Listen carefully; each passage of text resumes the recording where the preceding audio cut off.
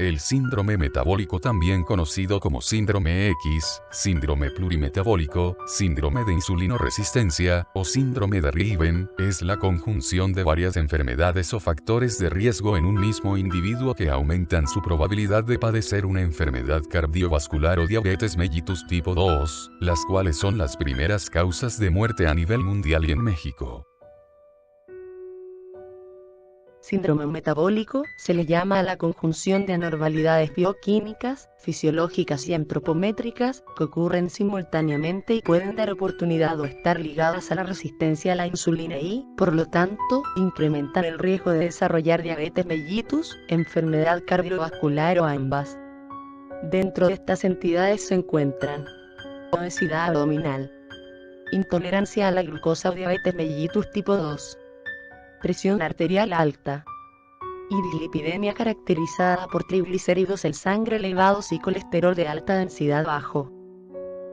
Hace unos 250 años, mucho antes de que se describieran el síndrome metabólico o el síndrome de apnea obstructiva del sueño, el médico y anatomista italiano Murgagni identificó la asociación entre obesidad visceral, hipertensión, aterosclerosis, altos niveles de ácido úrico en sangre y episodios frecuentes de obstrucción respiratoria durante el sueño. A mediados del siglo XX, el médico francés Vague fue el primero en identificar la obesidad androide, adiposidad en la mitad superior del cuerpo, como la afección asociada con más frecuencia a la diabetes y la enfermedad cardiovascular. En 1988, Riven observó que varios factores de riesgo, dislipidemia, hipertensión, hiperglicemia, tendían a estar juntos. Este conjunto lo llamó síndrome X. Sugirió que la insensibilidad a la insulina, con su consecuente aumento dramático de los niveles de insulina en sangre, es la causa subyacente de esta conjunción y representa, por sí misma, un importante factor de riesgo cardiovascular. Ferranini y sus colegas siguieron esta idea, coincidieron en afirmar que dicha conjunción está causada por la insensibilidad a la insulina y, pocos años después, acuñaron el término síndrome de resistencia a la insulina. El Panel 3 de Tratamiento de Adultos, ATP3, del Programa Nacional de Educación sobre el Colesterol de los Estados Unidos, propuso un conjunto de criterios para el diagnóstico.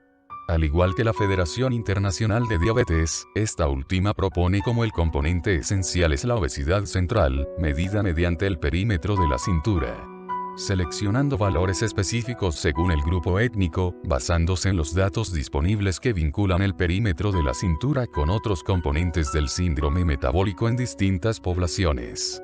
Así como una cifra de glucosa plasmática en ayuno, por encima de 100 miligramos por decilitro o más, para validar este criterio. En el Diario Oficial de la Federación de México, publicado el 23 de noviembre del 2010, en el apéndice normativo A, refiere la modificación de la circunferencia abdominal para su aplicación en México. Para hacer el diagnóstico de síndrome metabólico, se deben cumplir con 3 de 5 criterios.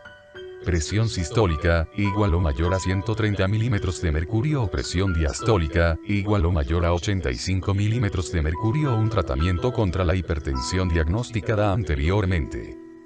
Triglicéridos elevados en sangre, igual o mayor a 150 miligramos por decilitro, o un tratamiento dirigido a este trastorno de los lípidos. Colesterol HDL. También llamado colesterol bueno, por debajo en hombres de 40 y en mujeres de 50 miligramos por decilitro. O un tratamiento dirigido a este trastorno de los lípidos. La circunferencia abdominal en hombres igual o mayor a 90 y en mujeres igual o mayor a 80 centímetros. Y la glucosa plasmática en ayuno igual o mayor a 100 miligramos por decilitro o diabetes tipo 2 diagnosticada anteriormente. Con los criterios anteriores para el diagnóstico del síndrome metabólico, observamos la participación de sus 4 componentes principales. La obesidad central o abdominal. La resistencia a la insulina. La presión arterial por encima de los valores normales. Y la dislipidemia. La obesidad forma parte del síndrome metabólico, y es un factor de riesgo conocido, particularmente enfermedades cardiovasculares, diabetes mellitus tipo 2, apnea del sueño, ictus o enfermedad cerebrovascular y osteoartritis, así como para algunas formas de cáncer, padecimientos dermatológicos y gastrointestinales. Las personas con exceso de peso deben conocer cuál es el problema principal de obesidad. Obesidad periférica o ginoide, también llamada en forma de pera. Grasa acumulada en glúteos, muslos y brazos. Obesidad central, abdominal o androide, también llamada en forma de manzana. Grasa acumulada en el abdomen. El riesgo de la obesidad depende en gran medida de la localización de la grasa, siendo aquella que se acumula en el abdomen la que aumenta en mayor medida el riesgo de padecer enfermedades cardiovasculares. Por ello, mantener el peso dentro de unos límites normales es muy importante para el buen funcionamiento del corazón, los vasos sanguíneos, el metabolismo, los huesos y otros órganos de nuestro cuerpo. Para saber si somos obesos, realizaremos 2 mediciones. La primera es con una cinta métrica. Estando de pie, se expulsa el aire y se rodea la cintura a nivel del ombligo. Luego compara el resultado de acuerdo al grupo étnico que corresponda. La segunda medición corresponde al índice de masa corporal, que se obtiene dividiendo el peso en kilogramos entre la estatura en metros al cuadrado, siendo sobrepeso a partir de 30.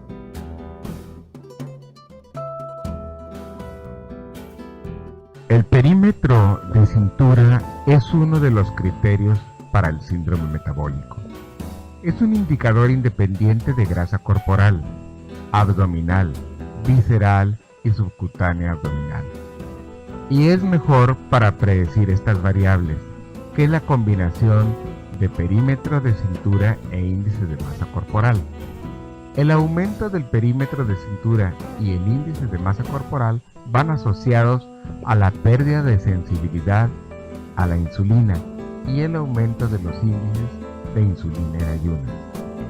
La obesidad es un riesgo para la salud incluso cuando el índice de masa corporal no es muy alto. El perímetro de cintura resulta altamente útil como índice de adiposidad. Para medir el perímetro de cintura tan solo se requiere una cinta métrica, mientras que para calcular el índice de masa corporal es necesario medir el peso y la altura y realizar cálculos. En la siguiente tabla podemos observar las cifras de perímetro abdominal por grupo étnico. Como nos damos cuenta, en nuestro país los límites para el hombre es de 90 centímetros, para la mujer de 80 centímetros.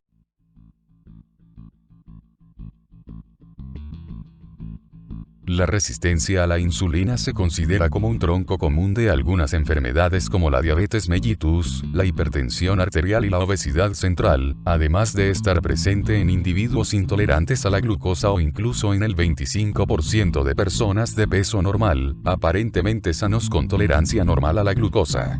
La resistencia a la insulina es una condición en la cual, por diferentes factores, la insulina produce una respuesta tisular menor a la esperada y, por consiguiente, condiciona aumento de la insulina en sangre o hiperinsulinemia para compensar la ineficiencia de la hormona.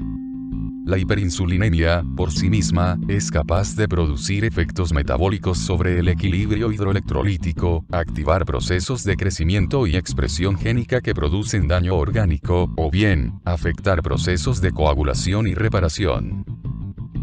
La historia natural del síndrome metabólico no está muy clara aún, aunque se considera susceptibilidad genética a la acción de diversos factores ambientales, como son la comer grasas en la dieta en exceso, consumo de alcohol, estrés, tabaquismo, sedentarismo, multiparidad y desnutrición intrauterina, para que se desarrolle resistencia a la insulina e hiperinsulinemia, lo cual origina una respuesta inflamatoria endotelial.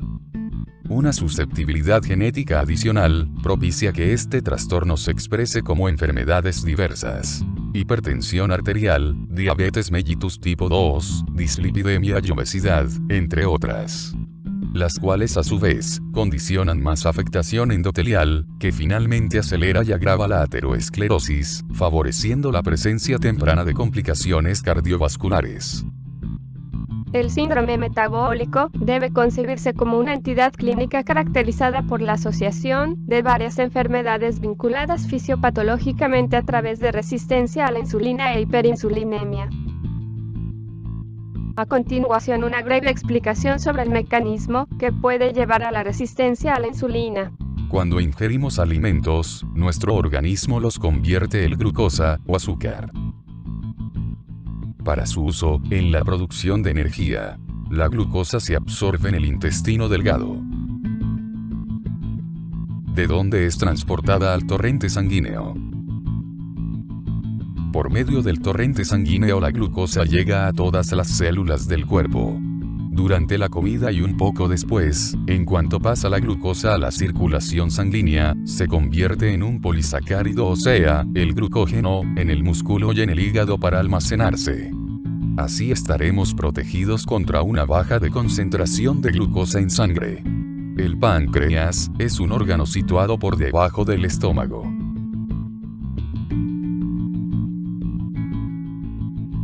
Cuando comemos, las células beta del páncreas liberan una hormona llamada insulina. La insulina es la hormona encargada de permitir la entrada de glucosa a las células, actuando como una llave en una cerradura, para que se transforme en la energía que necesitamos para nuestras funciones vitales.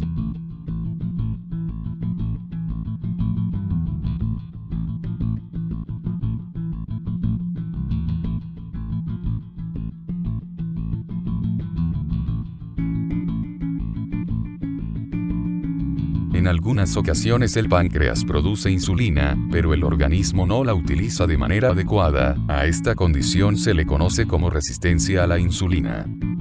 No puede, por lo tanto, la glucosa entrar a las células para ser transformada en energía, acumulándose glucosa en la sangre. En un intento por introducir la glucosa a la célula, el páncreas produce más y más insulina. Con el tiempo, bajo esta condición, la producción de insulina se hace poco a poco más lenta, como si el páncreas se cansara. La mayoría de las personas con diabetes tipo 2 presentan resistencia a la insulina y deficiencia en su secreción. Como ya hemos visto, se deben cumplir con 3 de 5 criterios para hacer el diagnóstico de síndrome metabólico. Otro componente del síndrome metabólico es la presión arterial alta, con cifras igual o mayor de 130 para la sistólica, o sea cuando el corazón está contraído, e igual o mayor de 85 para la diastólica, o sea cuando el corazón está dilatado, o hipertensión arterial ya previamente diagnosticada. En la mayoría de las personas, la hipertensión arterial no presenta síntomas, solo se detecta cuando se mide. Debido a esto, las personas pueden sufrir cardiopatía y problemas renales sin saber que padecen hipertensión arterial. La presión arterial es una medición de la fuerza ejercida contra las paredes de las arterias, cuando el corazón bombea sangre al cuerpo.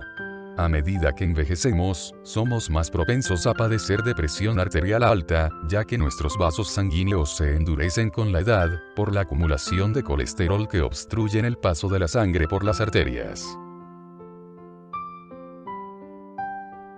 La hipertensión arterial puede dañar muchas partes del cuerpo. Si padece de hipertensión arterial, usted tiene mayor riesgo de sufrir una enfermedad cerebrovascular o apoplejía, enfermedad cardíaca, un ataque cardíaco e insuficiencia renal, entre otras. Controlar la presión arterial puede reducir estos riesgos. Como se muestra en esta figura, la obesidad y la resistencia insulínica, de forma conjunta e independiente, activan múltiples mecanismos de hipertensión arterial. La resistencia a la insulina, aumentando los niveles de insulina y glucosa en sangre, lipólisis para cubrir las necesidades energéticas, alteraciones en el metabolismo del hígado, disfunción endotelial, que conlleva ateroesclerosis o endurecimiento de las arterias, mal funcionamiento renal, estado proinflamatorio que contribuyen al mantenimiento de estados crónicos de inflamación sistémica y vascular local, aumento de la actividad simpática como por ejemplo el aumento de la frecuencia cardíaca, así como cambios en la leptina y adiponectina que actúan en control del apetito y peso corporal. Se ha demostrado que el síndrome metabólico es más prevalente en los pacientes con hipertensión arterial que en los que tienen obesidad, pero que en la presencia de ambos es más frecuente el síndrome metabólico. Como podemos observar en esta gráfica, la prevalencia conjunta de hipertensión arterial y obesidad en el síndrome metabólico es del 48.3% y solo hipertensión arterial 25.5% sin obesidad. O sea que aproximadamente solo alrededor del 25% de los pacientes fueron diagnosticados de síndrome metabólico, con los demás criterios ya mencionados, sin incluir hipertensión arterial. La dislipidemia es una serie de diversas condiciones patológicas, donde el elemento común es una alteración del metabolismo de los lípidos, con su consecuente alteración de las concentraciones de lípidos y lipoproteínas en la sangre. Los dos tipos de lípidos más importantes en el organismo son el colesterol y los triglicéridos, como ya lo hemos comentado. Para fines de diagnóstico del síndrome metabólico usando los criterios de la Federación Internacional de Diabetes, la cifra de triglicéridos no debe ser mayor a 150 mg por decilitro, y el colesterol HDL o colesterol de alta densidad, también llamado colesterol bueno, no debe estar por debajo en hombres de 40 y en mujeres de 50 mg por decilitro. O bien estar en un tratamiento dirigido a este trastorno de los lípidos. El nivel normal de triglicéridos debe ser menor a 150 mg por decilitro. Los triglicéridos son uno de los tipos de partículas que transportan grasa por el cuerpo. Solo 20% de las partículas de triglicéridos son colesterol. La relativa contribución de los triglicéridos al desarrollo de enfermedades cardíacas es menos clara si se compara con las funciones más definidas de las lipoproteínas de baja y alta densidad, o sea el LDL y el HDL. Los triglicéridos son fundamentalmente partículas de grasa, pero en realidad reflejan una superabundancia de carbohidratos en lugar de grasa real en la dieta. Excepto en casos en que el nivel de triglicéridos es extremadamente alto, lo cual se debe a factores genéticos, los triglicéridos existen porque son partículas que almacenan energía eficientemente. Cada vez que hay un excedente de carbohidratos o niveles más altos de insulina se fomenta su almacenaje, y el nivel de triglicéridos sube.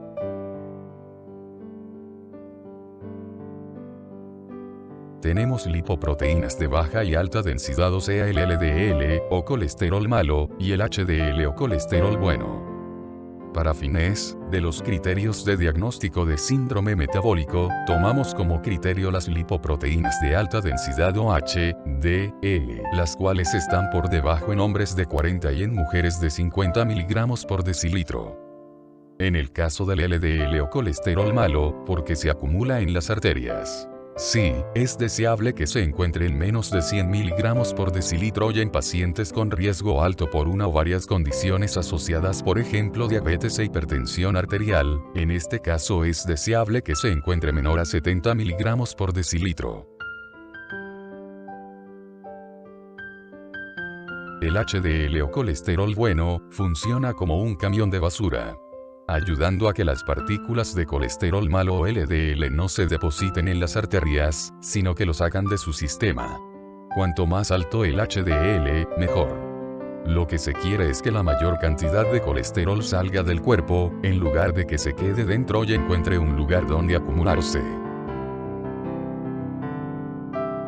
Ya mencionamos que las lipoproteínas de alta densidad, HDL o colesterol bueno cuando sus cifras están altas, tiene un efecto protector contra el colesterol LDL o colesterol malo, evitando que éste se acumule en la pared de la arteria, dando riesgo a que la placa de colesterol así formada se rompa con el aumento de la presión arterial, formando un coágulo que obstruya el paso de la sangre con oxígeno, lo que causa daño a un órgano vital como el corazón, cerebro y riñones. Como ya fue mencionado anteriormente.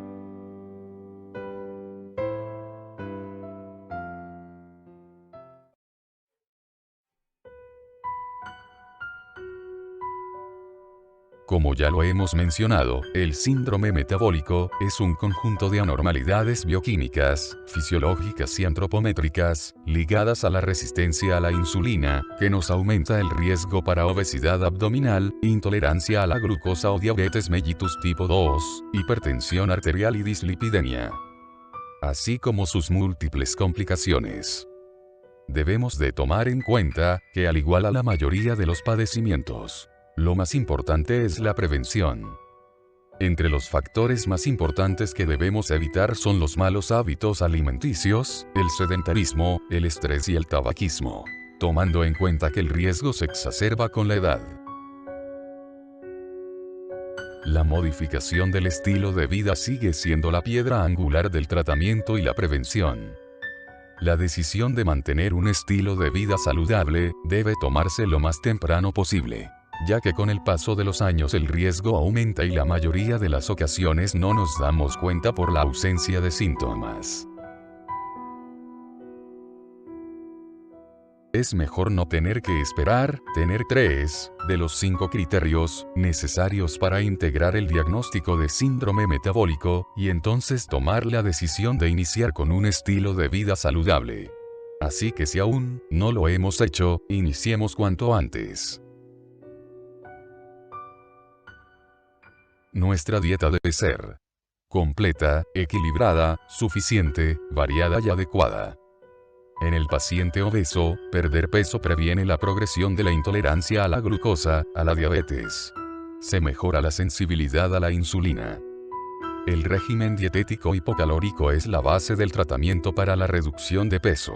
La resistencia a la insulina se reduce a los pocos días de iniciar una dieta hipocalórica, aún antes de que se presente pérdida de peso. Son importantes las siguientes recomendaciones dietéticas. Evitar carbohidratos simples como azúcar, dulces, miel, etc. Preferir carbohidratos complejos como pan integral y vegetales altos en fibra. Agregar fibra soluble a la dieta, por ejemplo cereales con fibra soluble. Evitar grasas saturadas, o sea las de origen animal. Preferir alimentos cocidos o asados, en lugar de fritos.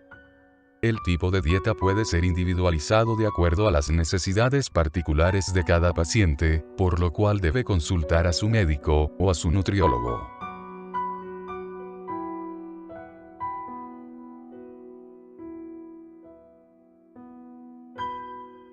Hacer ejercicio disminuye la resistencia a la insulina. En el paciente obeso, además de los efectos benéficos del ejercicio, la pérdida de peso mejora aún más la sensibilidad a la insulina. En el paciente hipertenso se reduce la actividad simpática. Con el ejercicio regular, la presión arterial disminuye 5 y 7 milímetros de mercurio para la sistólica y diastólica, en forma respectiva, independientemente de la pérdida de peso. Se recomienda que el ejercicio sea de 3 a 5 veces por semana, con duración de 20 a 30 minutos diarios, de preferencia de tipo aeróbico. En pacientes que nunca han practicado ejercicio físico se recomienda caminar de 20 a 30 minutos diarios.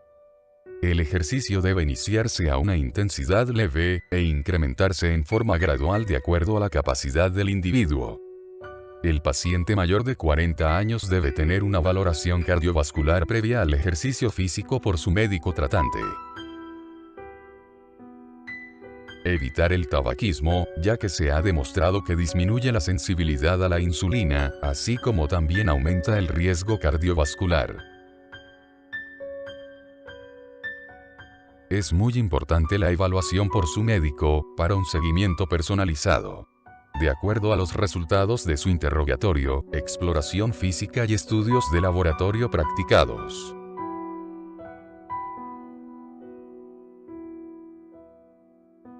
En algunos pacientes, de acuerdo a sus necesidades individuales, puede ser necesario que el médico considere el uso de medicamentos.